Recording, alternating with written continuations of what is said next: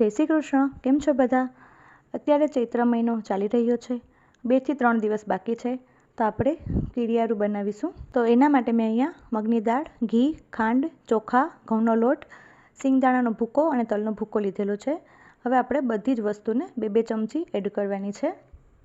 આમ તો આ કીડિયારું તમે આખા વર્ષમાં ગમે ત્યારે પૂરી શકો છો, પણ ચૈત્ર મહિનામાં આ કીડિયારું પૂરવાનું ખાસ મહત્ત્વ છે. કેમ કે આ મહિનામાં કીડી પોતાના આખા વર્ષ માટેનું જમવાનું એટલે કે ખોરાક સંગ્રહ કરે છે.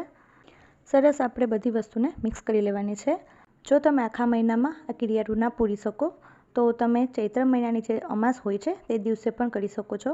હવે આપણે સૂકું નારિયેળ લઈ લઈશું. તેમાં આ રીતે કાણું કરી લેવાના છે અને બધી મિક્સ કરેલી વસ્તુ છે તે થોડી થોડી કરતાં આખું નારિયેળ આ રીતે ભરી લેવાનું છે. તમે જોઈ શકો છો આ રીતે સૂકું નારિયેળ તમને કરિયાણાની દુકાનેથી મળી જશે. તમે તમારી ઈચ્છા પ્રમાણે 1-2 ગમે તેટલા નારિયેળ કરી શકો છો. ઉપરથી આ રીતે ઘી થોડું લગાવી લઈશું. હવે આપણે આ નારિયેળને માટીમાં આપણે ઘીવાળો ભાગ થોડો ઉપર રહી તે રીતે રાખી દેવાનું છે. તો આ રીતે કીડિયારું તમે પૂરી શકો છો.